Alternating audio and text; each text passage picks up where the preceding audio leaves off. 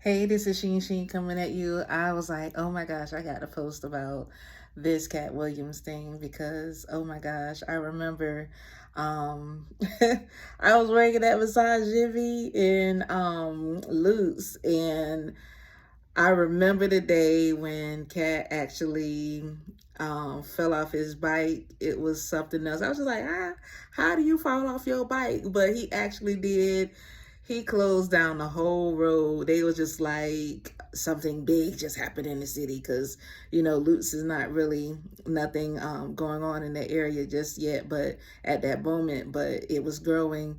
And I tell you, it's like in those areas of town, the roads be whining and whining and whining, and I guess Katt couldn't just whine it and had a little accident. I was just like, oh my gosh, it was so much to the point where it made news. So I went ahead and, I was just like, I was looking at the interview and I was just like, oh yeah, I remember that about Katt. But it's so interesting about what's going on and everything. But a lot of what he's talking about, this is the Aquarian age, and it's a lot of truth that's about to happen. And so this is just, I was just like, why is everybody telling everybody business right about now? But, it is what it is at the end of the day. But it's just very interesting how everybody's coming out right now and telling their truth and stuff like that. So I'm just like, what? Katt said what? Oh my gosh. But Katt been saying this stuff for years, and I guess now it's like perfect opportunity for everybody to see what's actually happened. But I think now everybody is listening to what's going on. But it's like, it's crazy how it really did, like, it shut down the whole internet. It's just like everybody forgot about a war, they forgot about everything. But this interview, oh my gosh, it exceeded, I mean, it basically blocked out the news itself. Like, you didn't hear anything that day. Them 2 hours, I was glued to the TV. When I tell you I was glued to the TV watching that from YouTube, oh my gosh, I was glued.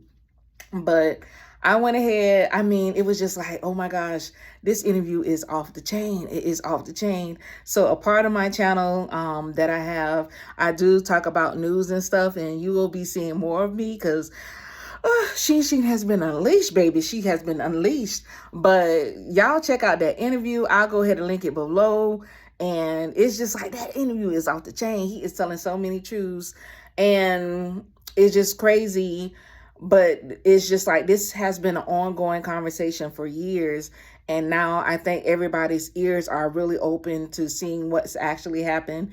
I was like, I guess we all forgot about the Epstein conversation. We forgot about everything. I was just like, that list was supposed to come out, and they got the fake list rolling around. Everybody's just like, oh, this is this, that is that. And it's just like, nobody's even paying attention to the Epstein list. It was just like, okay, that's second news. We got to hear what Katt has to say. So I thank Katt for coming out and telling his truth, because it's just basically, when you're under pressure for so many years and you got all these people saying all this stuff towards you. I remember all of that stuff that that he was talking about. And it was just like, a lot of us do remember, but it was just like, when you stressed out, you're going to have a bad day. Yeah, it's going to make you look like you crazy and stuff like that. But the man is a genius. The man is like, he's been on it from day one. But it's just like, when you go back and you see even the stories about him with his work, and how, the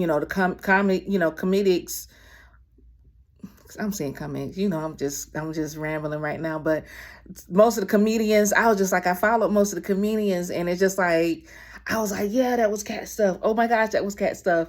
And it's so amazing how, it's just like, basically, when you're a creator, you basically want people to respect your work, and for them to come back and take his work and just, make it as their own. Like, they the ones that thought of it, it is what it is at the end of the day.